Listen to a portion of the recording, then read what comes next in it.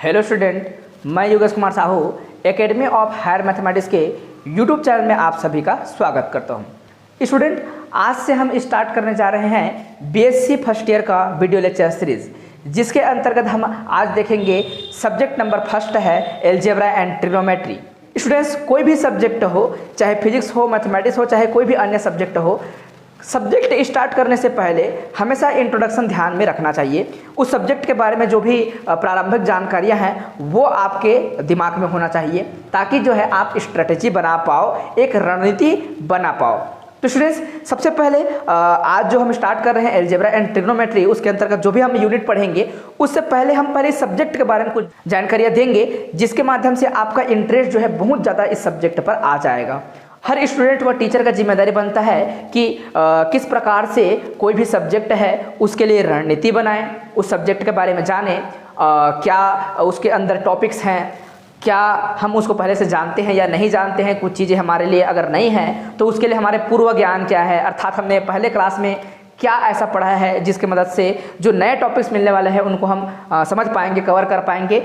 ये तमाम जो बातें स्टूडेंट्स यह सब्जेक्ट के लिए बहुत ही मायने रखते हैं। तो चलिए स्टूडेंट्स, हम लोग स्टार्ट करते हैं एलजेब्रा एंड ट्रिग्नोमेट्री, जो कि हमारा सब्जेक्ट है आज का, और इस पर हमारा वीडियो लेक्चर जो चलता रहेगा और बहुत सारे वीडियोस अब यहाँ पर आने वाली हैं। तो स्टूडेंट्स, सबसे पहले जो हमारा सब्जेक्ट है उसके लिए हम छोटा सा एक एनालिसिस दिखाएंगे, आपको बताएंगे कि इसके अंतर्गत क्या क्या पढ़ना है। ठीक है स्टूडेंट्स, तो सब्जेक्ट का नाम जैसे कि देखिए एलजेब्रा एंड ट्रिग्नोमेट्री, दो चीज है, एक है क्या एलजेब्रा, दूसरा है ट्रिग्नोमेट्री। अब तो स्पष्ट है। तो स्टूडेंट्स, मेन है हमारा एलजेब्रा। तो स्टूडेंट्स, एलजेब्रा को किन पार्ट में बांटा गया है, कौन कौन सा टॉपिक्स कहाँ से पढ़ना है, ये आपको बताते हैं। तो एलजेब्रा को स्टूडेंट दो पार्ट में बांटते हैं। पहला जो पार्ट होता है उसे हम बोलते हैं लीनियर एलजेब्रा। क्या बोलते हैं हम लोग उसको? Linear algebra. Okay students, Hindi में कहते हैं स्टूडेंट इसे रेखिक बीजगणित।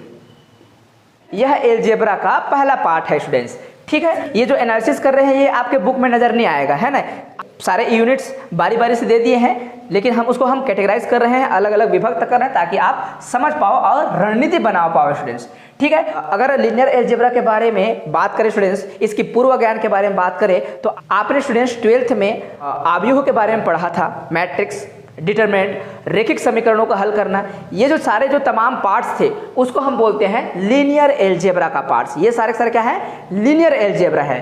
तो देखिए स्टूडेंट्स, हम लीनियर एलजेब्रा में क्या पढ़ेंगे यहाँ पर, तो लीनियर एलजेब्रा में भी स्टूडेंट्स हमारा पहला यूनिट होगा मैट्रिक्स, है ना। मैट्रिक्स बारे में हम लोग पढ़ेंगे, matrix, rank of matrix, Hindi में क्या कहते हैं इसे? आव्यूह की जाति। आगे जब पढ़ेंगे आव्यूह, फिर आव्यूह के जाति भी समझ आ जाएगा धीरे धीरे करके। ठीक है स्टूडेंट्स, और हम पढ़ेंगे eigen value, eigen vector, eigen value and, Hindi में भी लिख देते हैं इसे आव्यूह, आव्यूह की जाति, आइगन मान व सदिश, आइगन मान व सदिश।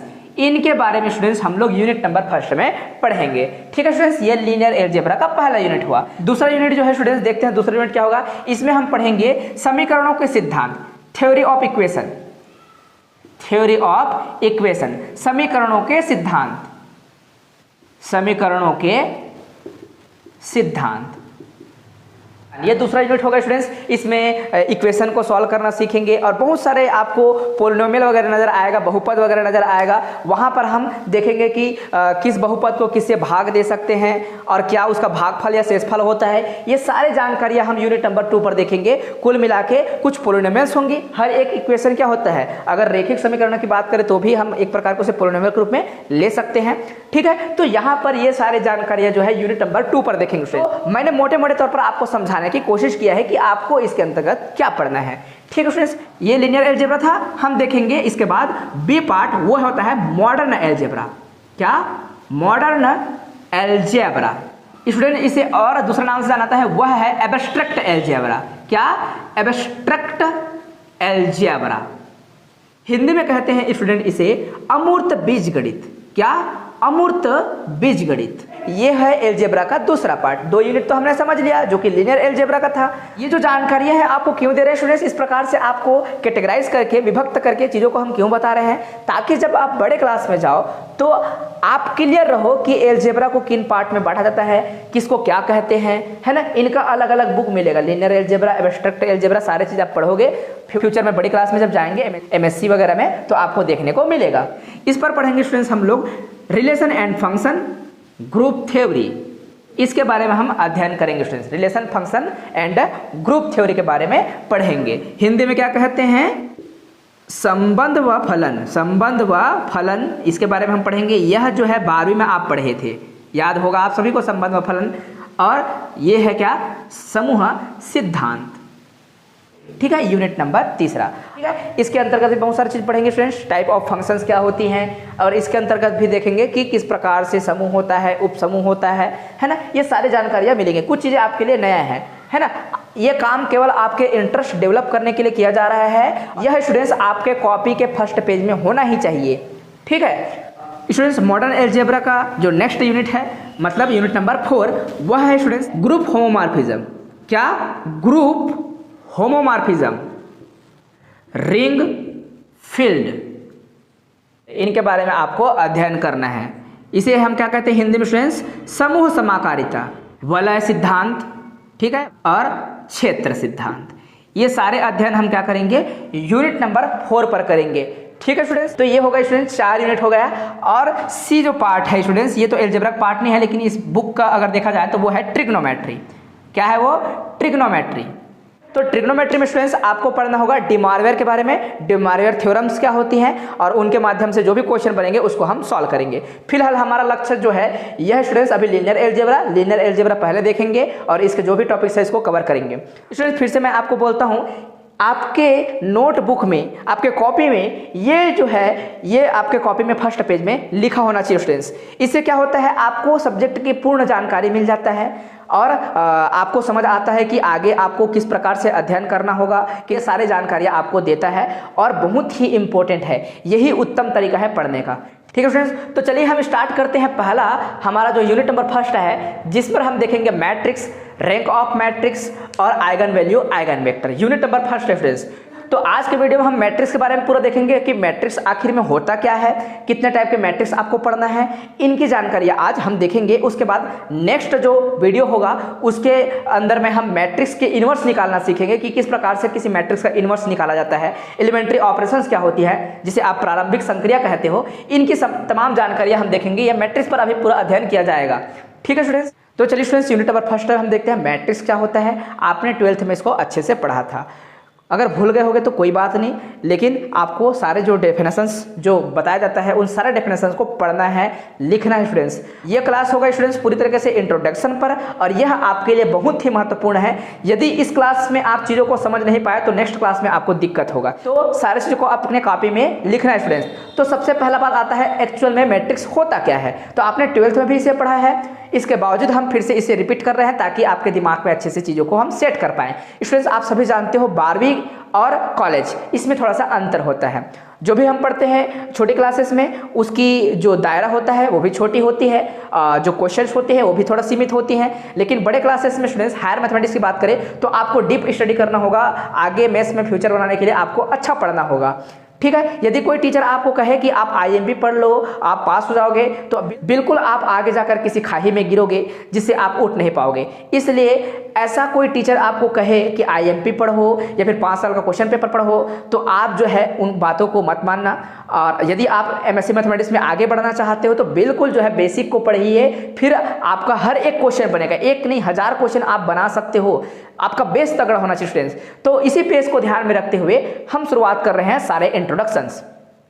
तो चलिए मैट्रिक्स को देखते हैं। मैट्रिक्स क्या है, मैट्रिक्स का जो डेफिनेशन है देखिए, एक आयताकार संरचना है स्टूडेंट्स, एक आयताकार संरचना जो कि क्या है, कुछ अचर गुणांक या अचर संख्याओं से निर्मित होती है। इस आयताकार संरचना को हम क्या कहते हैं, आव्यूह कहते हैं। इसकी खासियत क्या होती है, कुछ इस पर रो होती हैं, कुछ कॉलम होती हैं, जो इस प्रकार से धारी होती हैं, है ना। क्षैतिज में उसे हम क्या बोलते हैं, पंक्ति कहते हैं, अंग्रेजी में कहते हैं रो। हम क्या कहते हैं, इसे रो कहते हैं। और इस प्रकार से जो हमें नंबर्स मिलेंगे इस लाइन पे, उस नंबर्स के लाइन को हम कहते हैं कॉलम। क्या कहते हैं इसे, हम कॉलम कहते हैं स्टूडेंट्स। ओके, तो इस प्रकार से आपको ये प्रारंभिक ज्ञान है जो आप पहले भी पढ़े हो 12th में। ठीक है, तो मैट्रिक्स को हमने क्या कहा, अचर संख्याओं का एक आयताकार संरचना जो कि कुछ परिमित पंक्ति व स्तंभ से निर्मित होता है, अर्थात रो की संख्या व कॉलम की संख्या सीमित होना चाहिए। तो आप जैसे कि मैट्रिक्स देखोगे तो एग्जाम्पल में बहुत सारे आप ले सकते हो। ऐसा एक मैट्रिक्स ले लीजिए और कुछ एलिमेंट ले लीजिए। यहाँ पर एलिमेंट ले लीजिए, वो है क्या है 1 2 0, और यहाँ पर ले लीजिए 0 4 6 1 -3 और यहाँ पर 4। देखिए ये मैट्रिक्स है एक प्रकार का। रो की संख्या क्या है, 3 है। तो हमने डैश डैश क्यों लिखा है कि रो की संख्या भी आप जितना चाहो उतना बढ़ा सकते हो, कॉलम की संख्या भी आप जितना चाहो तो बढ़ा सकते हो। 1 2 3 4 5 m1 नंबर ऐसा आप बढ़ाते रहोगे। तो इसलिए हमने ऐसा बोला है कि परिमित संख्या में क्या हो, पंक्ति व स्तंभ हो, इसलिए हमने ऐसा परिमित शब्द का प्रयोग किया। परिमित, इस प्रकार से हम क्या करेंगे, अचर संख्याओं का आयताकार संरचना बनाएंगे। इसी आयताकार संरचना को हम क्या कहते हैं, मैट्रिक्स कहते हैं स्टूडेंट्स। अब टाइप ऑफ मैट्रिक्स के बारे में देखेंगे, है ना। आई होप कि आपको ये समझ आ गया होगा, तो आप इसको नोट कर लेना अपने कॉपी में, बहुत ही जरूरी है ये सारी चीजों को समझना। ठीक है, ये तो था स्टूडेंट्स मैट्रिक्स का डेफिनेशन। अब हम मैट्रिक्स को किन टाइप में हम लिख सकते हैं, क्या क्या उसकी टाइप्स होती हैं, क्या खासियत होती हैं, उनके बारे में समझेंगे। ठीक है स्टूडेंट्स, तो स्टूडेंट्स ये आपके बुक में भले ना हो, लेकिन इनका सबका उपयोग करना होता है, तो आपके कॉपी में सारे होना चाहिए। ठीक है, आगे आपको दिखेगा स्पेशल टाइप ऑफ मैट्रिक्स, आपके बुक में ऐसा हेडिंग होगा, आव्यूह के विशिष्ट प्रकार, आव्यूह के विशिष्ट प्रकार। तो पहला देखते हैं students, row matrix. Row matrix क्या होता है, डेफिनेशन आप क्लियर लिखेंगे। एक मैट्रिक्स को रो मैट्रिक्स कहते हैं यदि केवल और केवल एक ही रो मौजूद हो। फॉर एग्जाम्पल यहाँ पर हम लिख लेंगे only R is equal to, हम एक रो मैट्रिक्स लिख रहे हैं। इस प्रकार की जो भी मैट्रिक्स होंगी उस मैट्रिक्स को हम क्या बोलेंगे, रो मैट्रिक्स बोलेंगे, जिसमें केवल और केवल एक ही रो हो, है ना। देखिए स्टूडेंट्स, ये जो है एक प्रकार का क्या है, मैट्रिक्स ही है, और ये मैट्रिक्स क्या है, रो मैट्रिक्स है। केवल इसमें क्या है, एक ही रो मौजूद है, इसलिए ये क्या कहलाएगा, रो मैट्रिक्स कहलाएगा। और कॉलम की संख्या भले यहाँ पर क्या है, 4 है, पहला कॉलम, दूसरा कॉलम, तीसरा कॉलम, चौथा कॉलम, लेकिन रो की संख्या क्या है स्टूडेंट्स, 1 है। ऐसे मैट्रिक्स को हम बोलते हैं रो मैट्रिक्स। अब हम देखेंगे कॉलम मैट्रिक्स, हिंदी में क्या बोलते हैं इसको, स्तंभ आव्यूह। तो स्तंभ आव्यूह को स्टूडेंट्स इस प्रकार से हम लिखेंगे C। ये स्तंभ आव्यूह जो होता है इसमें केवल स्तंभ होता है, A1 1 A2 1 A3 1, इस प्रकार स्टूडेंट्स ये बढ़ता रहता है, ये हो जाएगा AN1। ये देखिए इसमें केवल केवल एक कॉलम है, ऐसे मैट्रिक्स को हम क्या कहेंगे, कॉलम मैट्रिक्स कहेंगे। ठीक है, एग्जाम्पल के लिए आप इसको यूज कर सकते हो। तो कोई भी यहाँ पर आप एलिमेंट रखिए, है ना, स्वेच्छा से। तो यहाँ पर आप स्वेच्छा से 2 भी 3 4 एलिमेंट जो भी रखना चाहें आप रख सकते हो, 2 3 और 4। इस प्रकार से हमने एक मैट्रिक्स बना लिया जिसमें रो की संख्या 3 है, कॉलम की संख्या 1 है। तो ऐसे मैट्रिक्स को हम क्या बोलेंगे, कॉलम मैट्रिक्स बोलेंगे स्टूडेंट्स। आई होप कि आपको कॉलम मैट्रिक्स, रो मैट्रिक्स जो भी हमने बताया वो समझ आया होगा। इसी प्रकार से देखेंगे स्टूडेंट्स, तीसरा स्क्वायर मैट्रिक्स, हिंदी में क्या बोलते हैं, वर्ग आव्यूह, वर्ग आव्यूह। ओके स्टूडेंट्स, ठीक है, वर्ग आव्यूह। तो वर्ग आव्यूह क्या होता है, देखते हैं। स्क्वायर मैट्रिक्स क्या होता है स्टूडेंट्स, एक मैट्रिक्स ऐसा हो जिसमें रो व कॉलम की संख्या बराबर हो। क्या हो, एक मैट्रिक्स ऐसा जिसमें रो व कॉलम की संख्या बराबर हो, मतलब m क्रॉस m बोलिए, राइट। जो रो और कॉलम हम अलग अलग बोला करते थे उनकी संख्या क्या होगी, एक जैसा होगा। 3 रो है तो 3 कॉलम होगा। जैसे कि यहाँ पर एग्जांपल में देखिए, ये क्या है, एक स्क्वायर मैट्रिक्स है, 3 रो है और 3 कॉलम है। तो ऐसे मैट्रिक्स को हम क्या बोलते हैं, स्क्वायर मैट्रिक्स। तो आप परिभाषा भी लिख सकते हो अच्छे से अपने कॉपी में। एक आव्यूह को वर्ग आव्यूह कहते हैं यदि रो व कॉलम की संख्या समान हो। ठीक है स्टूडेंट्स, तो इस प्रकार से आप लिख लेना अच्छे से। तो मैं यहाँ पर एग्जाम्पल के तौर पर साथ में लिख देता हूँ, यहाँ पर A1 B1 C1, फिर A2 B2 C2 और यहाँ पर A3 B3 C3। इस प्रकार से मैंने एग्जाम्पल लिख दिया स्टूडेंट्स। आप इनके जगह कुछ भी एलिमेंट रख लीजिए। ठीक है, ऐसा जो भी मैट्रिक्स होगा वो मैट्रिक्स क्या कहलाएगा स्टूडेंट्स, वो मैट्रिक्स कहलाएगा स्क्वायर मैट्रिक्स। जैसे कि ये क्या है, 3x3 का स्क्वायर मैट्रिक्स है। ये क्या है, 3x3 का स्क्वायर मैट्रिक्स है। इसे हम बोलते हैं स्टूडेंट्स कोटि। क्या बोलते हैं, कोटि, ऑर्डर। तो 3x3 का ये क्या है, एक स्क्वायर मैट्रिक्स है। 4x4 का बनाया जा सकता है, मतलब 4 रो होंगी और 4 कॉलम होगा। एक क्वेश्चन उठता है, क्या एक मैट्रिक्स को केवल एक रो या एक कॉलम ले सकते हैं? बिल्कुल ले सकते हैं स्टूडेंट्स। केवल एक एलिमेंट ले लीजिए, यहाँ पर एक रो है और एक कॉलम है, ऐसे मैट्रिक्स को हम क्या बोलेंगे? ये भी अपने आप में एक स्क्वायर मैट्रिक्स है जिसका ऑर्डर क्या है स्टूडेंट्स, 1x1 है। ठीक है, तो इस प्रकार से बहुत सारे आप मैट्रिक्स बना सकते हैं। आई होप कि आपको स्क्वायर मैट्रिक्स समझ आ गया होगा। चौथा में हम देखेंगे आइडेंटिटी मैट्रिक्स। हिंदी में क्या कहते हैं इसे? इकाई अवयव कहते हैं इसे हिंदी में। ठीक है, इसका और क्या नाम है? आइडेंटिटी मैट्रिक्स का यूनिट मैट्रिक्स। हिंदी में बोलते हैं इकाई अवयव या फिर तत्समक अवयव। इकाई अवयव क्या होता है स्टूडेंट्स? एक ऐसा अवयव, एक वर्ग अवयव होना चाहिए, है ना, एक ऐसा वर्ग अवयव जिसके विकर्ण पर क्या हो, 1 हो, बाकी जगह 0 हो। जैसे कि एक अवयव बना लेते हैं, यहाँ पर 1 है, 0 है, 0 है, 0 है, 1 है, 0 है, 0 0 1। देखिए इस अवयव का, ये अवयव के विकर्ण पर, इसे हम क्या बोलते हैं? विकर्ण बोलते हैं, अंग्रेजी में बोलते हैं डायगोनल। तो विकर्ण पर बस क्या है स्टूडेंट्स? विकर्ण पर 1 है, बाकी जगह 0 है। ऐसे अवयव को हम कहते हैं इकाई अवयव, है ना। यदि आपको पूछा जाए कि क्या 1x1 का आइडेंटिटी मैट्रिक्स बनाया जा सकता है? बिल्कुल बनाया जा सकता है स्टूडेंट्स। हम यहाँ पर लिखेंगे क्या? 1, ओनली 1 एलिमेंट लेकर रखेंगे। यह क्या है? एक प्रकार का आइडेंटिटी मैट्रिक्स है जिसका ऑर्डर क्या है स्टूडेंट्स? 1x1 है। ये क्या है? 3x3 का आइडेंटिटी मैट्रिक्स है। यहाँ पर 0 वगैरह कोई एलिमेंट नहीं लेंगे क्योंकि डायगोनल चाहिए और डायगोनल में 1 होना चाहिए। तो ये स्वयं एक ही एलिमेंट है, तो यही उसका डायगोनल होगा और यही एलिमेंट वहाँ पर मौजूद होगा। आई होप कि आपको आइडेंटिटी मैट्रिक्स भी समझ आ गया होगा स्टूडेंट्स। ठीक है, अब देखते हैं हम लोग 5वां, ट्रांसपोज ऑफ मैट्रिक्स। यहाँ से आपके बुक में नजर आएगा, ये सारे टॉपिक्स नजर आएंगे, है ना। ये जो हमने बताया सारे इंट्रोडक्शन था, सारे पार्ट थे, है ना, इनको जानना जरूरी था, है ना। आपके बुक में यहाँ से नजर आएगा स्टूडेंट्स जो भी टॉपिक्स है। ठीक है, अवयव को जो ट्रांसपोज होता है वो क्या होता है स्टूडेंट्स? यदि कोई अवयव है ए और उसके रो और कॉलम को आपस में बदल दो, परस्पर बदलने से जो अवयव नया मिलेगा वह क्या कहलाएगा? Transpose of matrix. जैसे कि हम स्वेच्छा से लेते हैं यहाँ पर A11 और A21, A31, यहाँ 2, A22, A32 और A13, A23, A33। ये जो है स्टूडेंट्स एक मैट्रिक्स है, राइट। ये 3x3 का मैट्रिक्स है। इसके रो और कॉलम को आपस में बदल दो, मतलब जो रो है उसको कॉलम में बदल दिया जाए। ठीक है, तो नया जो मैट्रिक्स मिलेगा A डैश, नया मैट्रिक्स मिलेगा A डैश, उसको हम बोलते हैं ट्रांसपोज ऑफ मैट्रिक्स। स्टूडेंट्स तो पहले रो को हम क्या लिखेंगे? पहले कॉलम पे लिखेंगे। पहले कॉलम पे लिख देंगे तो हो जाएगा A11, A12, A13। ठीक है, ये पहला आपका क्या मिलेगा? पहला जो रो था वो पहला कॉलम के रूप में मिल गया। इसी प्रकार से यहाँ पर हम लिखेंगे A21, A22 और A23। ये दूसरा रो को हमने दूसरा कॉलम में लिख दिया। इसी प्रकार से A31, A32, A33। तो स्टूडेंट्स रो और कॉलम पे बदलने पर जो नया मैट्रिक्स मिलता है, इस मैट्रिक्स को हम क्या बोलते हैं? ट्रांसपोज मैट्रिक्स बोलते हैं, या फिर transpose of A. Matrix A का ट्रांसपोज कहलाता है ये। ठीक है, अब ये इसको हम एटी के रूप में भी ऐसे लिखते हैं या फिर ऊपर में डैश भी लिख देते हैं। तो कहीं कहीं पर नोटेशन एटी के रूप में होगा या फिर ए डैश के रूप में होगा, तो आप घबराइए मत, दोनों नोटेशन क्या है? ट्रांसपोज मैट्रिक्स का है स्टूडेंट्स। अब एग्जाम्पल के लिए आप आसानी से एग्जाम्पल बता सकते हैं स्टूडेंट्स। कोई भी एक एग्जाम्पल लीजिए ट्रांसपोज मैट्रिक्स के लिए। एक अवयव हम चुन लेते हैं स्वेच्छा से और इसमें कुछ एलिमेंट लेंगे, जैसे कि यहाँ पर ले लिए 1, 2 और यहाँ पर है -3। यहाँ पर ले लेंगे स्टूडेंट्स -2, 3, 4, 1, 6, 7, 1, 6, 7। ये एक मैट्रिक्स है स्टूडेंट्स। इस मैट्रिक्स को हम क्या कर देंगे? ए है इक्वल टू ए। ए एक मैट्रिक्स है, इसका हम ट्रांसपोज में बदलेंगे तो दिख रहा है स्टूडेंट्स। ट्रांसपोज में बदलेंगे तो हम क्या करेंगे?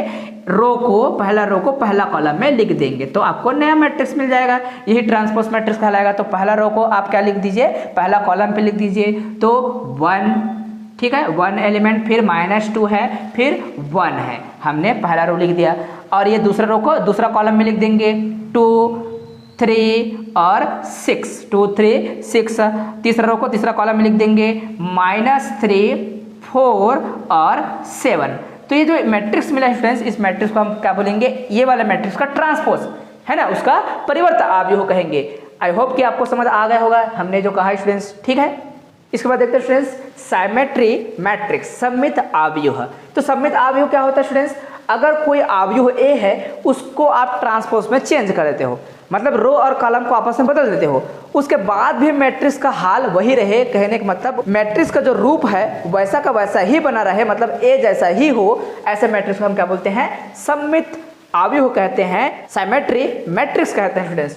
देखिए स्टूडेंट्स, जैसे एग्जांपल के लिए हमने एक मैट्रिक्स लिया है, यह मैट्रिक्स जो है स्टूडेंट्स यह सिमेट्री है, ठीक है, सिमेट्री है, चेक करके देखते हैं, आपको पता चल जाएगा। ये है, मैंने फर्स्ट मान लिया है, इसका क्या निकालेंगे? ए डैश निकालेंगे, ए डैश निकालेंगे फ्रेंड्स। तो ए डैश निकालेंगे तो क्या मिलेगा? ध्यान से देखिए, तो पहला रो को पहला कॉलम में लिख दो, ये पहला रो था 1 2 -4, पहला कॉलम में लिख दिया।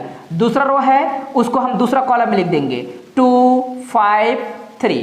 तीसरा रो है उसको तीसरा कॉलम में लिख देंगे -4 3 -1। देखिए स्टूडेंट्स, इस मैट्रिक्स और इस मैट्रिक्स में कोई बदलाव नहीं हुआ, हमने रो और कॉलम को आपस में चेंज कर दिया, मैट्रिक्स जैसा का तैसा ही है, मैट्रिक्स बदला ही नहीं। तो देखिए आपका फ्रॉम फर्स्ट एंड सेकंड आपको नजर आ रहा है, from first and second A is equal to A dash, मतलब क्या पता चला? या फिर AT। जो मैट्रिक्स है स्टूडेंट्स वो गिवन मैट्रिक्स क्या है? एक सिमेट्री मैट्रिक्स है, सममित अवयव है स्टूडेंट्स। ओके, आपको समझ आ गया होगा स्टूडेंट्स। ये जो है एग्जाम्पल स्वेच्छा से आप कुछ भी ले सकते हो, है ना? ठीक है, इसी प्रकार से देखिए स्टूडेंट्स, स्क्यू सिमेट्रिक्स विषम सममित क्या होता है? विषम सममित जो अवयव होता है, मैट्रिक्स होता है, यहाँ पर मैट्रिक्स लिखना भूल गया, आप लोग मैट्रिक्स लिख लेना, स्क्यू सिमेट्री मैट्रिक्स करके। तो स्टूडेंट्स ये ऐसा मैट्रिक्स होता है जिसका ट्रांसपोज करने के बाद सामने में क्या आ जाता है? माइनस साइन लगाने के बाद वो उसके बराबर हो जाता है। कहने का मतलब समझ आ रहा है? आप अगर उसको रो कॉलम को आपस में चेंज कर दो तो निगेटिव साइन का इफेक्ट वहां पर होता है। निगेटिव साइन को आप बाहर निकालिए या फिर मल्टीप्लाई कीजिए, दोनों साइड चलेगा। देखिए एग्जाम्पल, आपको एग्जाम्पल से और क्लियर हो जाएगा। ये आपको मैट्रिक्स ए गिवन है। अब देखिए इस मैट्रिक्स ए का, इसको हम फर्स्ट बोल देते हैं, मैट्रिक्स ए का हम ट्रांसपोज लेते हैं, वो है आपका ए डैश। ए डैश लेंगे, ध्यान से देखते रहना। अब ये जो रो है उसको आप क्या करेंगे? कॉलम में लिखेंगे, तो 0 2 -5 हमने लिख दिया। दूसरे रो को दूसरे कॉलम में लिख देंगे, तो ये दूसरा रो में क्या है स्टूडेंट्स? 2 0 2 -2 है, 0 है, फिर क्या है स्टूडेंट्स? उसके बाद है 3। हमने दूसरे रो को दूसरे कॉलम में लिख दिया। इसी प्रकार से तीसरे रो को तीसरे कॉलम में लिखेंगे, तो है 5 है, 3 है, -3 है स्टूडेंट्स, -3 है, फिर 0 है। इस प्रकार से हमने रो कॉलम को आपस में चेंज कर दिया। अब थोड़ा सा देखिए, अगर इस पर हम माइनस का मल्टीप्लाई कर दें, इस पूरे पर माइनस का मल्टीप्लाई कर दें, तो हो जाएगा -80। तो इधर जो माइनस मल्टीप्लाई करेंगे उसके कारण से ये जो एलिमेंट्स है सारे का जो है साइन चेंज हो जाएगा, जो नेगेटिव है पॉजिटिव हो जाएगा, जो पॉजिटिव है नेगेटिव हो जाएगा। तो देखिए सबका जो साइन है उसको देखिए, ये 0 है तो 0 में तो कोई साइन नहीं, ठीक है। और ये हो जाएगा -2, ये हो जाएगा जो -5 है वो +5 हो जाएगा, और यहाँ पर हो जाएगा स्टूडेंट्स -2 है, हो जाएगा 2, और 0 -3, और यहाँ पर हो जाएगा -5, और ठीक है ये जो है -3 जो है वो 3 हो जाएगा 0। ठीक है स्टूडेंट्स, ध्यान से देखिए इस मैट्रिक्स और इस मैट्रिक्स को हम क्या ले रहे हैं? -80। ये a के बराबर है कि नहीं? देखिए a के बराबर सेम टू सेम है, a के बराबर दोनों a है स्टूडेंट्स, ठीक है। ओके स्टूडेंट्स, ये क्या है? पूरा a ही है स्टूडेंट्स, है ना। तो आपको क्या मिला? a = -80 मिला, ठीक है। तो ऐसे जो मैट्रिक्स होते हैं, ऐसे मैट्रिक्स को हम क्या बोलते हैं? विषम सममित अवयव बोलते हैं, स्क्यू सिमेट्री मैट्रिक्स बोलते हैं स्टूडेंट्स। तो ये तो बेसिक होगा स्टूडेंट्स। इसी प्रकार से ऑर्थोगोनल मैट्रिक्स होता है, उसे भी आप लिख सकते हो, हमारे पास जगह कम है, आप लिख सकते हो, आसानी से समझ सकते हो। एक मैट्रिक्स है, एक मैट्रिक्स जो कि a × a' करने पर या फिर AT करने पर, खुद के ट्रांसपोज के साथ इंटू करने पर आपको क्या मिलता है स्टूडेंट्स? I मिल जाता है, आइडेंटिटी मैट्रिक्स मिल जाता है। आई होप स्टूडेंट्स जो भी हमने अभी पढ़ा, जो भी इंट्रोडक्शन आपको दिया, वो सारे आपको समझ आए होंगे, आप सभी ने कॉपी पे लिखा होगा। स्टूडेंट्स ये तो सिर्फ इंट्रोडक्शन था, इसके बाद जो भी हम वीडियोस डालेंगे, अपलोड करेंगे, उन पर हमारा जो फोकस रहेगा वो रहेगा यूनिवर्सिटी के जो सिलेबस के अकॉर्डिंग जो भी क्वेश्चंस पूछे जाते हैं उन क्वेश्चंस को हम सॉल्व करेंगे, और सारे जो है टॉपिक्स को उसको हम कवर करने की कोशिश करेंगे। नेक्स्ट वीडियो में स्टूडेंट्स हम पढ़ेंगे एलिमेंट्री ऑपरेशन के बारे में, प्रारंभिक संक्रियाओं के बारे में, कि किस प्रकार से प्रारंभिक संक्रिया किया जाता है, और प्रारंभिक संक्रिया की मदद से किसी अवयव का व्युत्क्रम निकालना, इनवर्स ऑफ मैट्रिक्स निकालना सीखेंगे, जो कि एग्जाम में कई बार पूछा गया है। स्टूडेंट्स आप सभी हंसते रहिए, मुस्कुराते रहिए, आपसे पुनः मुलाकात होगा मेरे नेक्स्ट वीडियो में। तब तक के लिए मुझे विदा दीजिए। जय हिंद, वंदे मातरम।